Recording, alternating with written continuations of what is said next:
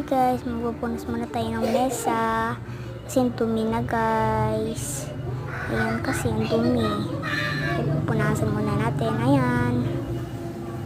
Kamusta kayo guys dyan? Ako okay lang. Ayan, nagpupunas muna ako sa kabilang mesa. Ayan guys, may nakita akong ballpen na charger. Kukunin ko yung mamaya.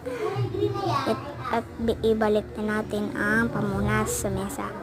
Balikan na natin yung charger at ballpen. Yan, balik na natin sa tamang lalagyan.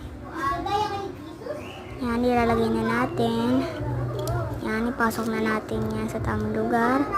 Yan, ay mapasok guys, ang hirap. Ay, napasok na. Tapos, ilagay na natin yung tamang lalagyan ng bag ng kapatid ko at upuan sa tamang lugar. Guys, enjoy mo ba yung mga video ko? Thank you for watching.